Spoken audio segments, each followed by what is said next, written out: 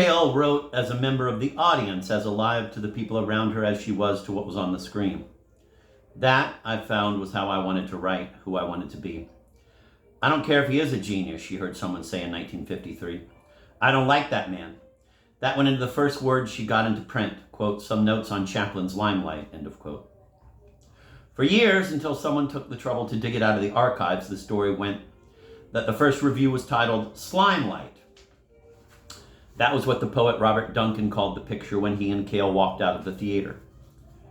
The word doesn't appear in her piece, published that year in City Lights, a journal that, like the San Francisco bookstore that put it out, was named for another Chaplin movie. Greil's review is still harsh enough to bring the reader up short decades upon decades later, when the gold rush and the great dictator in modern times are still screened around the world and Limelight is forgotten.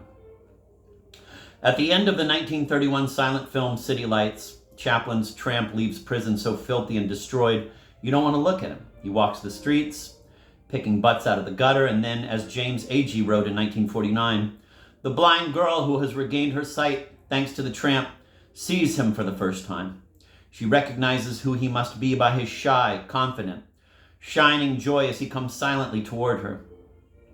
And he recognizes himself for the first time through the terrible changes in her face. The camera just exchanges a few quiet close-ups of the emotions which shift and intensify in each face. It is enough to shrivel the heart to see, and it is the greatest piece of acting in the highest moment in movies. End of quote.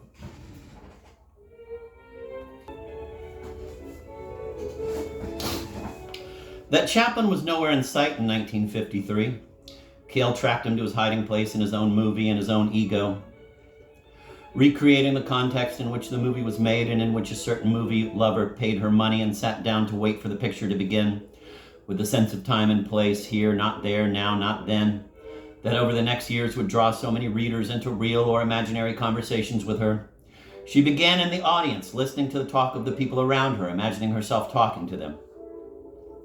Her critical premise was not that she possessed a special knowledge, though she did.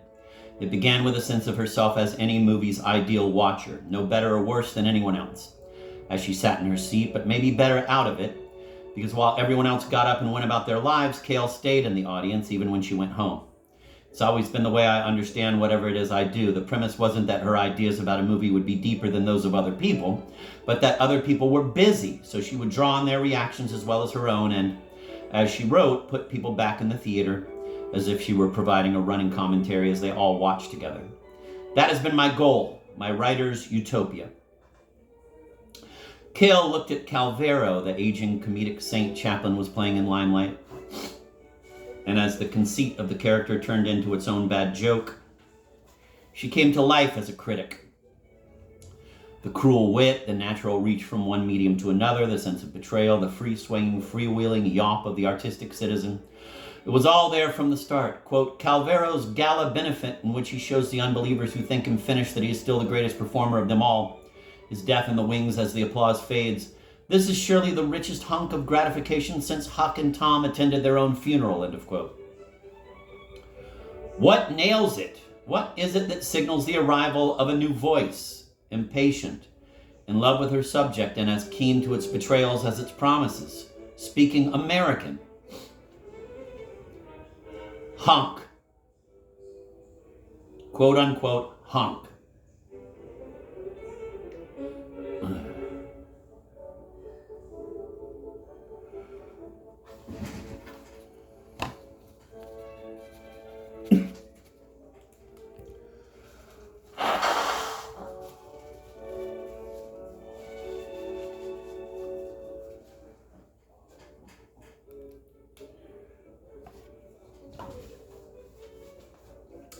Writing from Berkeley, picking up steam from then on, her artistic ambition rising the whole terrain of the movies as they had been, what they were, what they could be, opening up before her as she shared her pages with the people who surrounded her in the theaters. She did the same with the academics and poets and painters she argued with. She shared her pages with the New York critics who handed down the word that, as a single mother trying to make herself heard in any forum that would give her space and freedom, and sometimes even money, she so gleefully tossed back. Quote, a lady critic from far off San Francisco, end of quote, Saris wrote in 1968 in his The American Cinema. unable after that, quote, circles and squares, end of quote. He had presented the auteur theory as a series of circles of meaning, but in Cale's piece, he was the square. To bring himself to mention her by name, can you imagine a woman from San Francisco? Paying her money like anybody else, Cale walked out of the theater transformed or humiliated. The humiliation you feel when you get to the end and realize you've been bamboozled into seeing something that makes you feel physically smaller, morally weaker, and stupid. Quote, Robe Greil, end of quote, she wrote in 1964 of the screenwriter for the worshipped 1961 New Wave picture Last Year at Marienbad. Quote, may say that the film is a pure construction, an object without reference to anything outside itself, and that the existence of the two characters begins when the film begins and ends 93 minutes later. But, of course, we are not born when we go in to see a movie, though we may want to die by the time we leave, end of quote. Cale made prissy critics like Saris uncomfortable because she demanded more out of movies, out of life, than they did. She demanded everything. That was how I learned that there were no limits to what a movie or a novel or a song could say, and no limits on what you could say about it.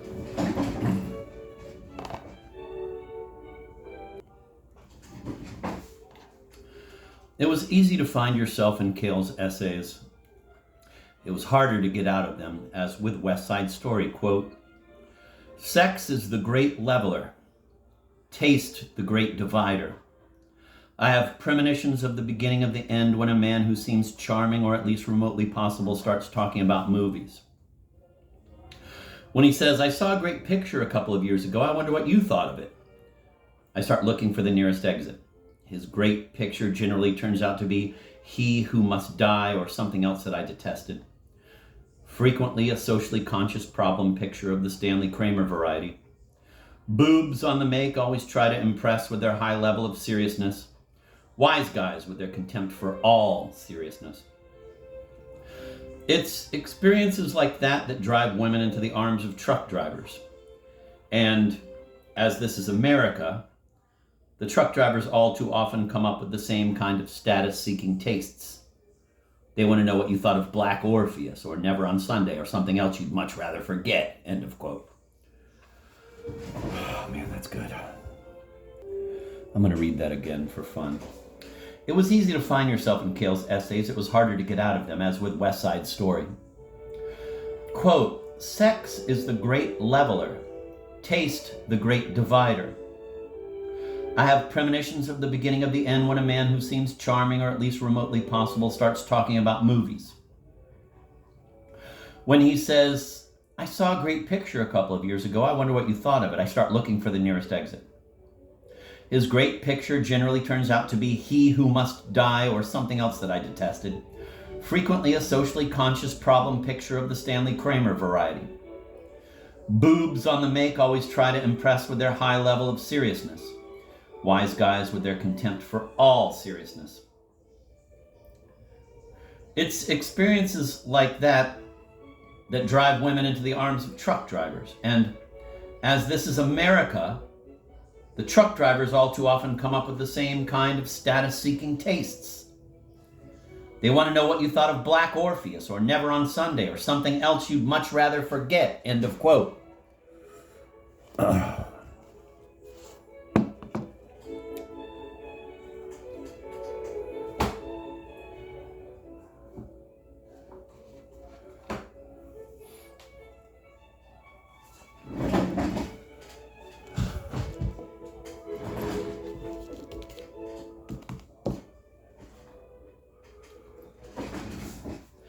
Summoning the mood of the country, the whole arc of con life from the Depression through the post-war boom, carrying the past and in pursuit of the new, Cale could pull characters right out of the screen. In 1955, in The Glamour of Delinquency on the Punks and Blackboard Jungle, James Dean in East of Eden, Marlon Brando in On the Waterfront, quote, the delinquent is disturbing because he is delinquent from values none of us really believe in.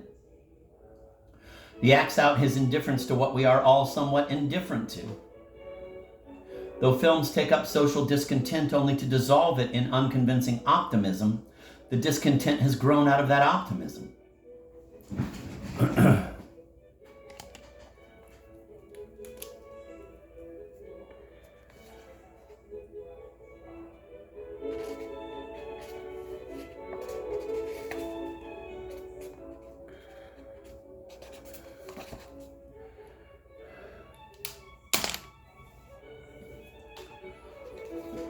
I'm going to reread that.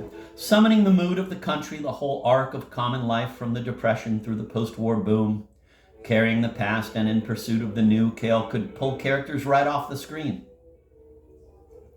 In 1955, in, quote, The Glamour of Delinquency, end of quote, on the punks in Blackboard Jungle, James Dean in East of Eden, Marlon Brando in On the Waterfront, quote,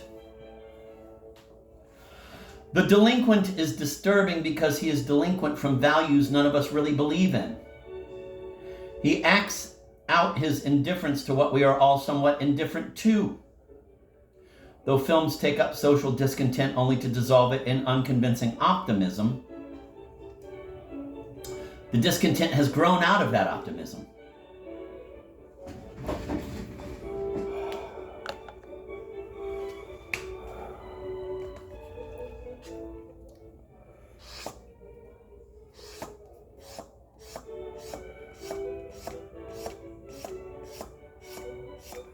The glamour of delinquency.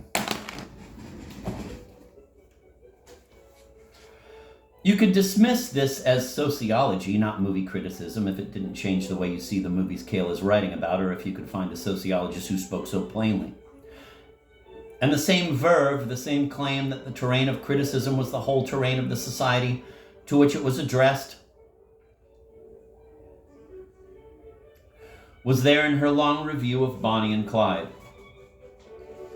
which when it appeared in the New Yorker in 1967 made me and so many others sit up with a shock of recognition. This is what criticism can be. This is how you do it.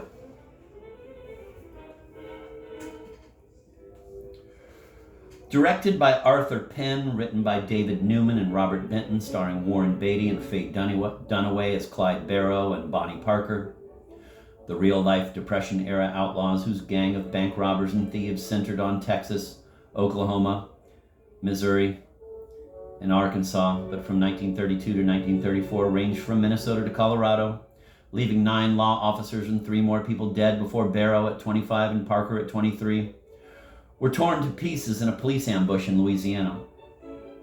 On release, the picture was attacked on all sides as irredeemably violent, as a glamorization of crime and murder that might lead others to follow its heroes and threaten the social order and the morals of the nation. Even thoughtful critics wondered whether work like this should be put before the public or even allowed under the law. Too many people, including some movie reviewers, want the law to take over the job of movie criticism. Perhaps what they really want, Greil said, is for their own criticisms to have the force of law. That was where the picture stood, on the brink of a disapprobation so sweeping it implied that anyone who liked it was someone you wouldn't want in your house. Who knows where else that mind has been? Greil set out to fight for it.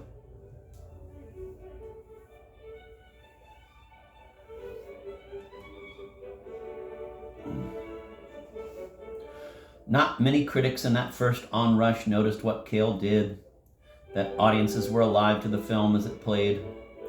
She saw them left speechless, silenced after its final massacre, because in the movie they could instinctively, almost physically feel that, set more than 30 years before, in some ways in the foreign country of the past, with Model Ts and corny banjo music and guns that seemed comically too big for the people using them. This was a movie set precisely in the present. That it was a picture of the USA in and of its time, that it was a refusal of or even an attack on the same authority fighting black Americans in their own streets. The same president who, as Bob Dylan rewrote him in 1965, in his Tombstone Blues, towered over the nation, even taking on the sun, quote, "The sun's not yellow, it's chicken," end of quote. Lyndon Johnson's Icarus, declared in Dylan's State of the Union address because the sun wouldn't shine on LBJ's chicken run in Vietnam. People saw the movie and they saw, along with the snap in Faye Dunaway's voice and the fog of stupidity in Warren Beatty's hotshot crook, that it captured, as Dylan also said much later, the eye of a time in which, quote, there were people trying to stop the show in any kind of way they could. Then you didn't know which end the trouble was coming from, and it could come at any time, end of quote. They saw that it put on the screen what some people in the moment were doing or were about to do, robbing banks to pay for the revolution, for people to rise up and overthrow not only the government, but yes, the social order. It put on the screen what a lot more people than that lay awake at night thinking about, wishing they had the nerve to do it, and imagining that maybe they too could look as good as Warren Beatty and Faye Dunaway looked doing it. Cale said this was right, this was proper, this is what movies were supposed to do, to excavate the secret wishes and fears of their audience and put that audience on the spot.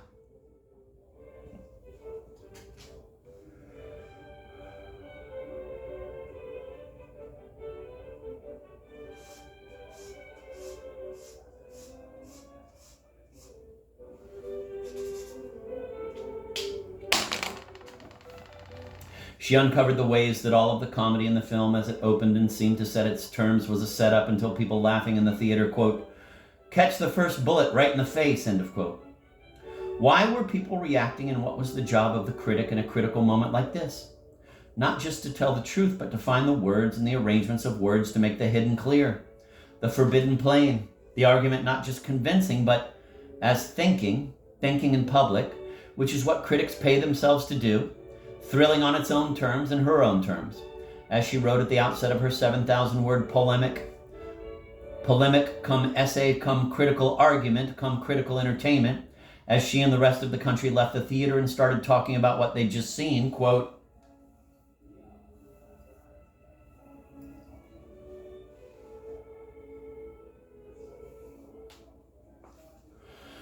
Bonnie and Clyde brings into the almost frighteningly public world of movies things that people have been feeling and saying and writing about.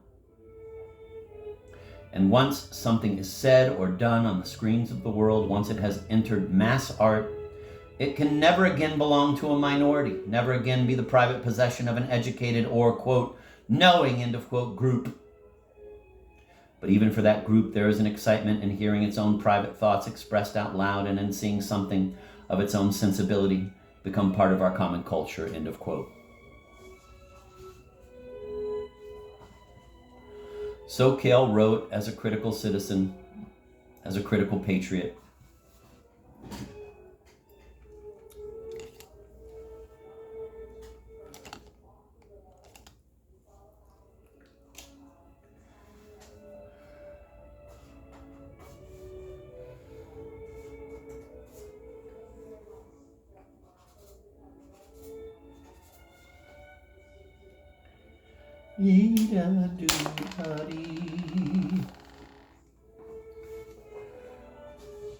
So Cale wrote as a critical citizen, as a critical patriot, as opposed to the critics who cultivated their outrage and raised the question of what should be banned precisely because it might become part of a common culture. She wrote not as a censorious, but as a poetic guardian of values. She wrote at the end as she had written to start, quote, once something enters mass culture, it travels fast.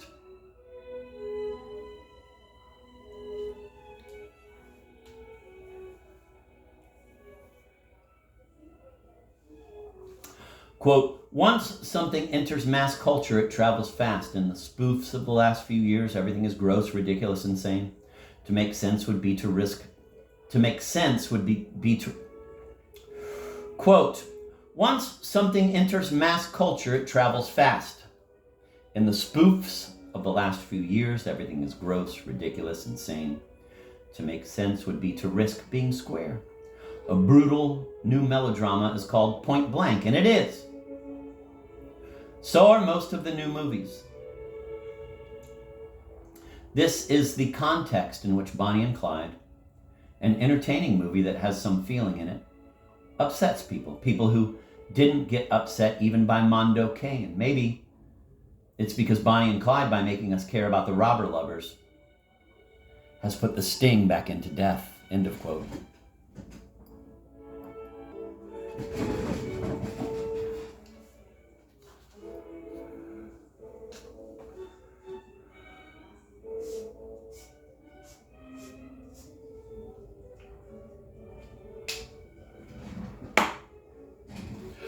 But note how the paragraph works. I realize now, years of critical practice figuring out how it works. The paragraph may end with a flourish, but it doesn't overpraise what she's talking about. She barely praises it at all. Throughout her piece, she focuses on where the film goes wrong. where it falls short, where it compromises, where it cheats. If Warren Beatty can fit an idea of a 30s gangster in his face and clothes, Faye Dunaway's haircut and makeup make her as 1967 as Marianne Faithfull. Cale brings out who is miscast, who overacts, and who doesn't, and why the auteur theory elevation of the director deforms our own sense of what brings a movie, or a single scene, or even a half line of dialogue to a version of life that can't be found anywhere else. What she wrote was a roadmap to essaying an argument that would build its credibility by adding detail to detail, refusing to compromise itself by glossing over flaws and wrong choices to make a point, to exchange criticism for propaganda. So she went carefully through the many previous movie versions of the Bonnie and Clyde story, through Arthur Penn's career as a director, looking for the strengths and flaws in the sensibility he brought to bear. She traced the loop of the aesthetic the screenwriters brought to Penn, the way 30s American crime pictures captivated the critics and then filmmakers of France's new wave, how Godard's Breathless and Truffaut's Shoot the Piano Player gave Robert Benton and David Newman their own purchase on the story of 30s gangsters. She tracked Warren Beatty's career, going back to the dim, irresistible teenager of Splendor in the Grass, to the grown-up art house arty fool of Mickey 1, finding his weaknesses and his strengths, what led him to the place where he could make the movie he as both star and producer had now made, and finding what she was after in places no one else, it seemed, was looking. For all the flair and intellectual weight of her opening and her close, this is my favorite passage in the piece, where Cale all but gets between the actor and the camera to open up a moment where a movie goes right or wrong, not trying to get you to open yourself to her argument about film and society, art and law, but just playing with movies for the fun of seeing what they're made of, what makes cinematic moments stick in the mind, and what lets them pass by with as little emotional effect as most of what happens in a day of life.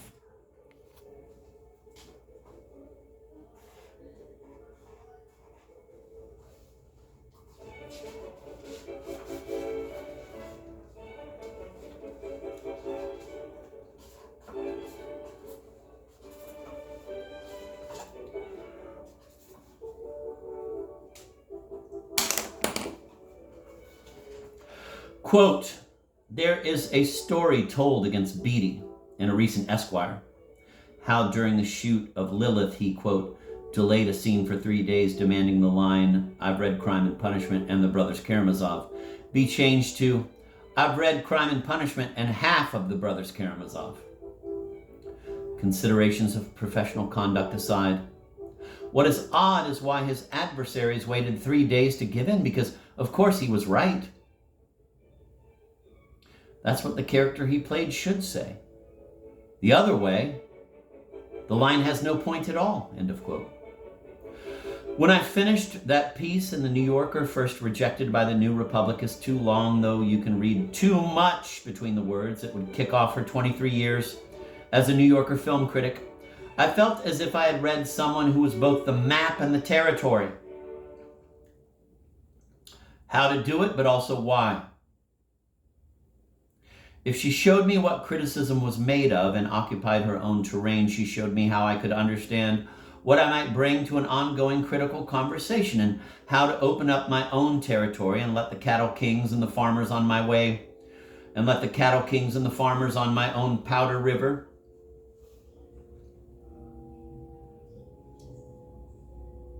what I could do and what I couldn't. Fight it out. What hit me when I first read that battered paperback in 1966, the front showed a Hollywood couple covered in makeup and money kissing fulsomely on a giant screen, with at the bottom of the image and the seats below the tiny silhouettes of a boy and a girl with their lips almost but not quite touching. Did not exactly have to do with its perspicacity, anger, or the love that, in her pages, simply reading her on Jules and Jim made it hard not to fall in love with the movie, with Catherine and Jules and Jim, their love for one another, or with the person sitting next to you. It was that the book made a great promise and paid its promise in full. Quote, you must use everything you are and everything you know, end of quote.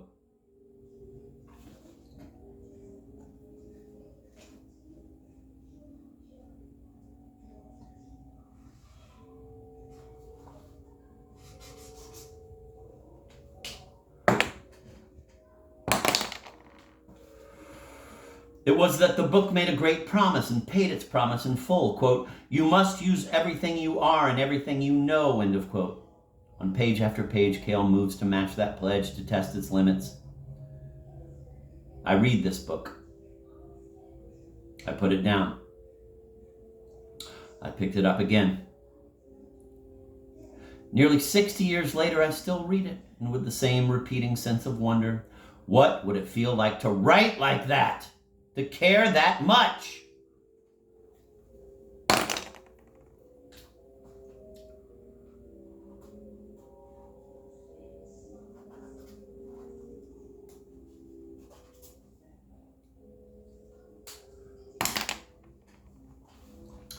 I can't put it more directly. I didn't want to become a writer, even though without understanding it, I already was. I became a writer because I wanted to feel as Pauline did when she wrote.